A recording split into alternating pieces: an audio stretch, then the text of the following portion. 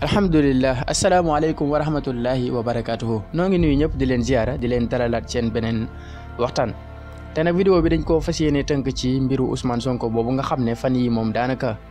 lëmbaaje na réew mi ci ne daa am gone gu jigéen koo xam ne président Ousmane Sonko daa egg ci kawam wax ji bari ci lool nag ba Ousmane Sonko génn def déclaration wax jëm ca wax ak ñenn ñi di am njortu ne loxo président mi ngi ca ngir yàgg guñ ko yàgg topp ci di fexe fuñ koy jàpp ba léegi nii rek am na information yu mujjee jot ñuy wax ne gone gu jigéen googu ñi ngi nekk ci di ko lijjantil passeport diplomate ngir mu génn réew mi loolu moom jot nañ ko léegi ci information yu mujj yi waaye duñ ci guddal dañ leen di bàyyi ngeen teewlu kàddu Bassirou Diomaye Faye après ngeen wax ñu seen jàngat ak. yooyu ba tax yow nag nga bàyyi sa bakkan nag ba dee may mun war nga paraplégique sa engagement est-ce que da nga ko mën a def. xam nga j'arrive waaw mais Bassirou aussi damay jeexal par rapport aux précautions yi ngay wax yan précaution la jël. il dit man il faut que je continue parce que c'est médical benn xaritam mënoon na doon Diomaye mu xam wóolu mënoon na doon Birame Souleye doon na keneen koo xamante ne xaritam la boo xamante ne seq nag moom pour wax ko ne lii mooy sama problème de santé.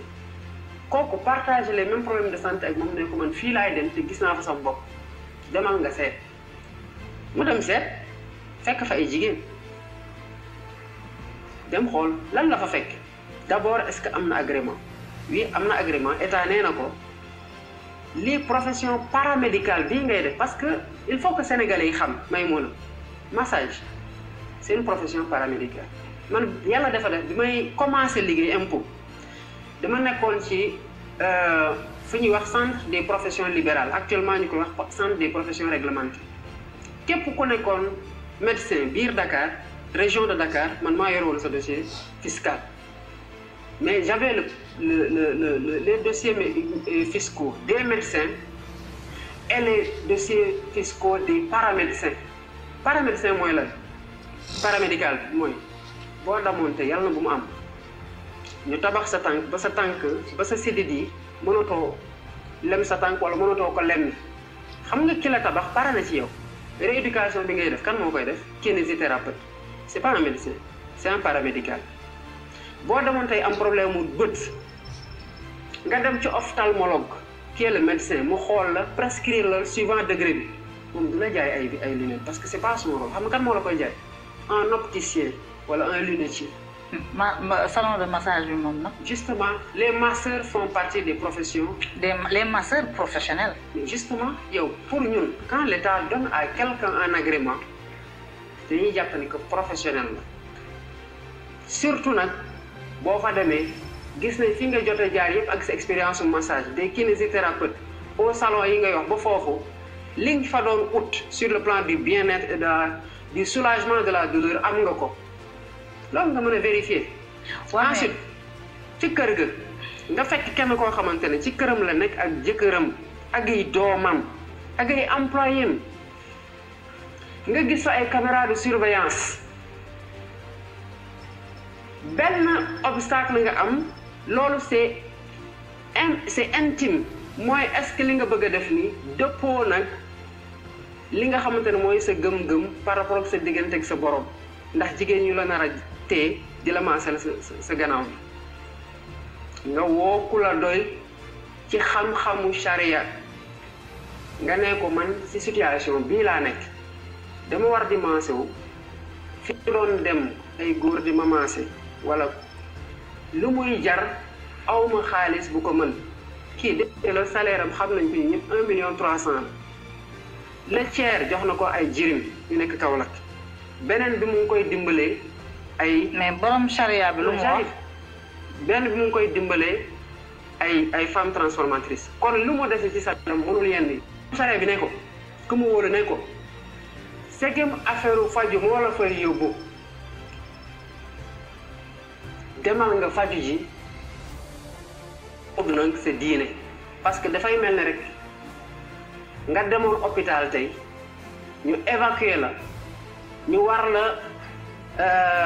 defal intervention yoo xamante ne mën na dem sax ba sa awra jigéen war ko def doo fa nekk di ne bu ma opéré jigéen nga non gis nga yàlla teggul kenn lu mu mënul. waaw moo tax yu bari daf ñu ko oyof. waaw mais Bassirou. nit bu demee am ñoo xam ne day dem salon de massage yi may mun. duñ sax woo oustaz boo xool loolu am wala amul. waaw mais Bassirou. waaw donc li ma la wax ni pour terminer sur ce point là en termes de précaution. yi ngeen jël yëpp résultat final elles n'auront servi à rien. merci beaucoup Maïmouna. c'est-à-dire parce que justement face à la mauvaise foi face à la décision ou à la volonté de mater, de massacrer, de liquider des adversaires politiques. Je reprends son expression, de réduire au silence de mort certains adversaires politiques. Dara mënul woon doy léegi mënoon nga dem fenn foo xamante ne sax duñu la jiiñ li xam nga ñu lay def dañu lay maasee produit boo xamante ne boo fa jógee da ngay dee. mais loolu yëpp mënoon na am mais moo tax si sama question bi. waaw. tey jii tey li ñu yéen ñu ci bari ci yéen da ngeen di liggéey ci administration xam ngeen administration mais da ngeen desee xam état te da ngeen. loolu foo ko teg da ngeen desee xam xaaral ma ñëw. non da ngeen affirmation. waaw xaaral waaw mais danga il faut me laisser terminer toi aussi da ngeen desee xam diisaayu état benn dafa am aussi quelque part de l'immaturité politique parce que mënuloo nekk nga ñëw nga nekk xam nga tey Ousmane Sonko. am na ay hommes politiques yoo xam ne bu ñu leen tuddoon ci salon massage bu ñu leen tuddoon ci yenn affaires yi ça ne choquera personne te ba tey bu ñu yemee ci droit wu individu Ousmane Sonko est majeur et vacciné cette fille dont on parle elle est majeure et vaccinée lu ñu def c'est leur vie privée on doit respecter la vie privée des gens mais xam nga problème bi mooy Ousmane Sonko n'est pas un être banal démb Assane Sam mu ngi koy wax dafa moom banalu mais dafa bëgg banaliser boppam ba tomber dans l'imprudence mënul nekkul un être banal moo tax Ousmane Sonko ak li mu représenté yëpp xelam waroon na ñaaw te ak ni mu doon ci politique ak li mu jotoon rek ci politique est-ce que xelam warul woon ñaaw mu jàpp ne man fii may dugg Ousmane Sonko accusé nañ ko fi ne salafiste la parce que barbe beeg julli beeg mbir yooyu mu yëkkati tuuma yooyu mais li leer ba leer mooy ku fonk diine la donc dans l'esprit de certains ku fonk diine nan lay dindee ndigam ay ñeenti xale 4 mains di ko laal wax nga waxu borom charia bi mais loolu est-ce que imprudence c'est-à-dire salon de massage boobu tey moo leen indi lépp taxawal c'est-à-dire da ngay déconnecté ñaari mbir mënuloo wax kii am na diine lu tax 4 mains di ko massé parce que yow xamuloo dara charia lu war a mën a tax nga mën a joxe ne fais pas d'affirmation yow tamit da nga xamuloo sama njàng fu non li ma bëgg a andi nii dafa jeexul dama ne xamuloo charia lu tax nga mën a émettre une doctrine bu fekkee ne nag yow sa njàng sori na lu war a mën a tax nga contester li nga xamante ne Ousmane Sonko muy wàccee xam-xamam doy ko mu woo kenn koo xamante ne moo ko sutlees foofu kooku wax ko lu ko doy mu mën ci sukkandiku loolu doo ko dindi da nga ko koy nangul. waaw mais nekkuñu ci charia ci politique lañ nekk non kon évacuer loolu parce que mënuloo jël affaire di ko jaxase. andi non on est sur le terrain politique. Maïmouna xam nga laa bëgg nga déconnecter les deux questions soit nga poser la question de la charia ba pare ñu régler ko nga doog a andi sa question immaturité politique mais doo greffer ñaari questions yi. alors je vais te donner un. non je réponds à deux questions. waaw bàyyil ma déconnecter ko. jamais parce que dañ ko non jarul ba mu je les ai bien donc réponds directement. non yow non da nga may bàyyi ma répondre ci 2 segments questions yi noonu lay demee je reviens sur cette question de la charia moom lu mu jàng man de moo ma raw fuuf te su ma juumul te mën nga ko fi wax tamit man gëm naa ne moo la raw kon bu fekkee ne moom lu mu ci xam doyu ko ba mu dem woote ji ku mu jàpp ne borom xam-xam la mu doy ko xam-xamam doy ko kooku bu ko waxee dara mu sukkandiku ci dañ ko koy nangul ñu évacuer affaire diine gi parce que man Diomaye mi ngay waxal ni su may dem mancé wu ci salon man su ma fa jógee naka laay fudu laay seet du ma xool du ma nekk di woo oustaz loolu laa war a def de mais kii nu mu mel par rapport ak diine ak ndëgër laayam ci kii man melu ma noonu te loolu c'est le non loolu du man moom la donc dañ côté diine dañ koy nangul ne jël na précaution yi mu waroon jël parce que loolu moo ko doy ñu bari si ñun bu ñu demee salon ma dañuy maase bu mu neex leen ñu fudd dem seen yoon na évacuer nañu loolu mu des li ngay wax immaturité politique bul évacuer la raison de santé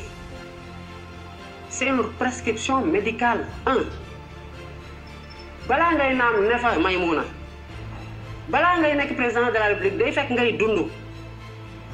balaa ngay taal rek le problème sénégalais yi day fekk yow nga mën a dox sa soxla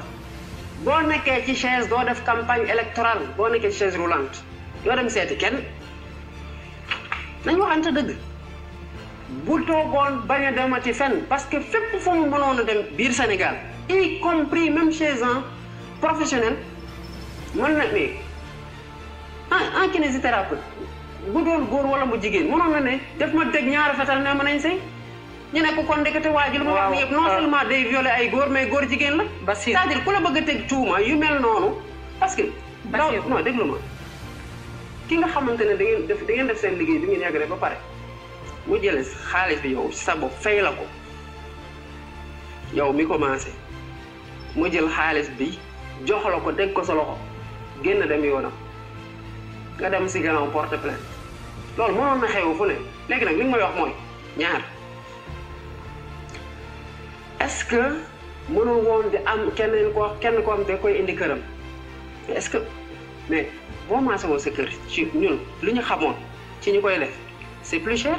mbaa mu ànd ak garde du corps am. mais yow foofu yow déglu justement. mbaa mu ànd ak ku ko jege. est-ce que xam nga ne dem na àndul ak garde du corps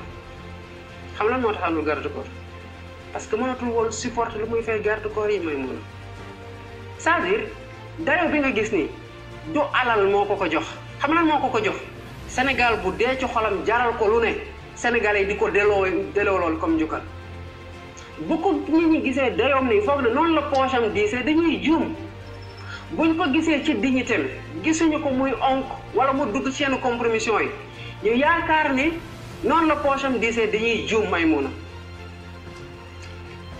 moom lu muy jël comme risque parce que amul lu mu def mënul bañ a génn mënul bañ a dem doxi nu mu lijjantee njabootam c'est excessif. Bassirou, le combat politique a un prix. Quel prix? Le combat politique xam nga. c'est le débat qu'il est en train de payer. waa xaaral. mais yow Maïmouna yow déglu ma wax la est-ce que yow nit mën nañu ko radier. waaw mais ci fonction d'inspecteur des impôts. mais dama bëgg avec autant de violence nga kooku ngay jàngal ne. waaw mais non l'engagement politique a un prix. si tu ne me laisses pas terminer aussi. mënuloo xam fan laa jëm non dama bëgg nga déglu ma. il faut ñuy déglu wante aussi. xam nga Ousmane Sonko ba mu nekkee député avec 30 000 voix. 37 000 voix si vous voulez. Sa sécurité incombait peu. Ba ngeen dem présidentielle je vous ai vu avec plus de 100 gardes du corps parce que contexte bi moo ko jaroon 100 gardes du corps yooyu mënul leen maintenir situation économique oblige mais un homme qui est arrivé 3e à une présidentielle nekk le plus jeune am score bi mu am 1 ngeen nekk aujourd'hui le principal opposant du parti au pouvoir ngeen cristalliser beaucoup d'attention, beaucoup de haine, beaucoup de contradictions, beaucoup de divergences. Ngeen ñëw nekk ci seen politique ngeen am seen yoonu bopp yoon boobu ngeen nekk seul contre tous yéen bu fekkee ne vous êtes un parti organisé sécurité Ousmane Sonko Pastef moo ko waroon a jël en charge te yéen vous n'êtes pas un parti pauvre parce que vous êtes capable en un rien de temps de mobiliser des centaines de millions de francs CFA par la générosité de vos militants. gis nga li ngay wax nii Ousmane Sonko sécurité am Pastef moo ko waroon jël en charge waroon na leen jaral pour éviter li ngeen di woowee un complot ngeen réunir les conditions et je te dis une chose très simple tu sais ce que font les femmes maintenant toutes les femmes apprennent le massage toutes les femmes achètent des huiles toutes les femmes beaucoup de femmes font les massages pour leur mari à la maison deroon na sax ñu jël kenn ci ku ko jege mbaa doomam ñu dem defaral ko lool bu nekkee ne un parti boo xam ne mu ngi xam ci li mu nekk mu ngi xalaat ne lu nekk mën na ko ceetal yow nga ne jot ngeen ay alerte bu continuer à aller dans le salon. mais Maïmouna xam nga am na parti boo xam ne man duma ci wax ay toutes les femmes mënoon ngeen jël ko jege xam naa fan ngay waxe man sama pudeur ak respect mu am ci moom. non moi je parle pas de mais je parle des femmes maintenant. parce que bari na kilifa yoo xam ne duñu dem ci salon massage. yaa waxoon ñu déglu noonu. voilà vas-y yaa wax Sénégalais yi daf ñu am nañu baax ngay waxe man foofu duma fa dugg seede bi ma dégg mu wax ci ñooñu ngay junj nii keroog sama kër seede bu rafet la j'ai de grande dame la ma wax ma di leen delloo njukkal bu baax a baax a baax fi ngay dugg noonu nag du ma fa dugg. beneen affaire bi mooy jàmm nga parti bi yëpp baarama tuuma mën nañu la ko nangul mais suñuy militant quand même lu ñu nekk di def en termes de sacrifice ci seen poche pour le parti te Ousmane Sonko jaral leen foofu lu ko raw mënuñu leen xarab ci dara ñu leen di delloowaat jugal bu baax a baax a baax a baax gis nañu ñëw tey jël fa ay bal ñu bare ci ñoom bu seen bakkan lañ kii bu ñuy ñëw foofu xamoon nañ seen bakkan mën na fa des te ñu ñëw kon c'est pas question de sacrifice lu ñu sonal xam nga lan la dignité nit ki du wax du on kenn bëggul kenn xamul ko dara loolu c'est extraordinaire et par ça nous met mal à l'aise dafa am foo xamante ne aussi nit foofu nga ko mën a yem da ngay wax du xam yéen yi di ko bëgg kenn ku ko xamal. da ngeen di dëggal ñi nekk naan Ousmane Sonko déggalul kenn. non lu ko doy rek lay def. non dégluwul leen. non waxuñu loolu man mii li wax ak yow nii ñu doon wax ne ñu ngi koy fexeel salon de massage man je savais pas qu'il se faisait masser ni où il se faisait masser. donc yow mosoo xam ne moom day def massage. mos naa xam ne dina doon def massage bu ñu koy wax affaire salon de massage mais régularité li nit ñi découvrir nii moom ci laa koy découvrir parce que ñun suñu parti dafa am benn fonctionnement bu particulier bay moom Ousmane Sonko mi moo koy tuddee doom yëgu ko ne ko fa woon sax nit ñi dañoo tudd ma ne man Ousmane Sonko laa ko tuddee Birame Souleye mi fa nekkoon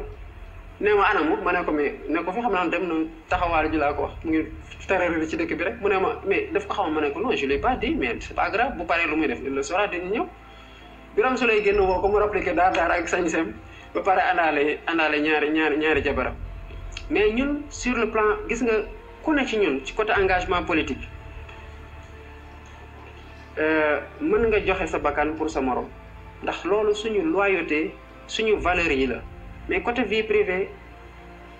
am nañ ci pudeur bu rëy suñu diggante. donc vous avez un candidat à la présidentielle qui aspire à devenir président de la République vous criez urbi orbi que Ousmane Sonko va diriger ce pays-là ngeen bàyyi ko muy dem di massé wu à 20 000 francs parce qu'il n'a pas les moyens. loolu laa la wax na nga ko xam. kon yéen amu leen organisation. non mais organisation bi dafay eggul ci lu ñu la waxul te mu bokk ci biiru nit ki lu mu wax démb bu liy xewul woon am na lu ma fi wax du ma ko wax mooy c'est son état de santé nara ko woon wax organisation financière bi nara ko woon wax. erreur politique li ma la wax nii. erreur politique Ousmane Sonko dévoile son état de santé. prochaine élection mën nañu def réforme exiger la présence du bulletin de santé dans le lot des documents à fournir. xam nga lu muy andi Maïmouna. xam nga tamit non bàyyi ma ñëw nit ñi wax ne da ngeen nekk xale ci politique aussi. non bàyyi ma ñëw Maïmouna bàyyi ma ñëw xam nga yow tamit sa conclusion dañoo yomb xam lu lay yóbbu da ngay dégg benn wax rek ñëw di ko soutenir. non déglu ma wax la déglu ma bu ñu andee bulletin xam nga Abdoulaye lan la waxoon 2012. dañu course gis nga ñi ko doon wax ne dañuy màgget ba présenté wu ñaata ci faatu année Ablaye Wade lan moo leen faat dañoo dem ba mënatu loolu mooy faatu boo demee ba mënatoo dara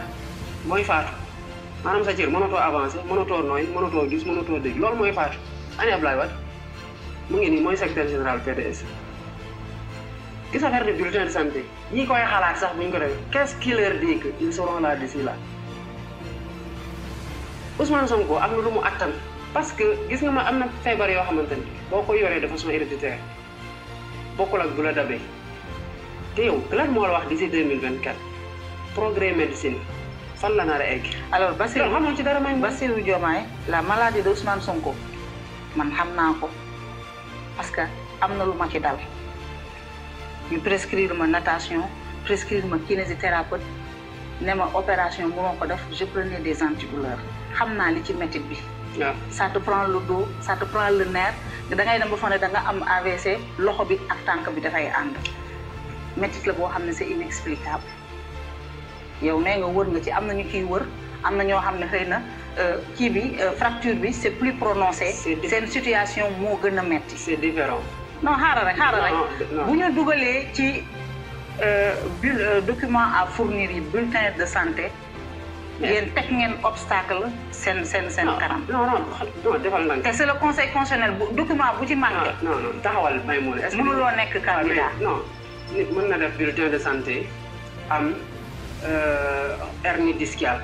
nit def bulletin de santé am myopie keneen def bulletin de santé am problème mu dégg keneen ki am un cancer du foie keneen ki am un truc keneen ki am tànk lu ne mën na ci am. à partir de quelle conclusion le conseil constitutionnel di wax ne kii nii obèse wala mu diabétique wala mu hypertendu day nekk candidat keneen ki nga xamante ne am na ay douleur dorsale yoo xamante ne day sport ak moom di nager ak moom di dox soxlam mën li keneen ki mënul fu parce que buñ dawoon xam nañ kuy raw xam nañ ko gën a andiran foofu kii mooy jàll kee bana jàll ça Maïmouna yow da ngay nekk dans une fiction politique boo xamante c'est pour asseoir benn conviction bu il faut relativiser léegi bu ñu fournir suñu bulletin de santé sur quelle base lay conseil constitutionnel qui ne sont pas des médecins nar a annuler éliminer keneen. sur quelle base la ñu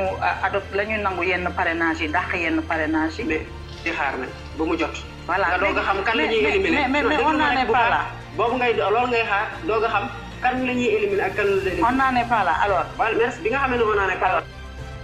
attends ci loolu.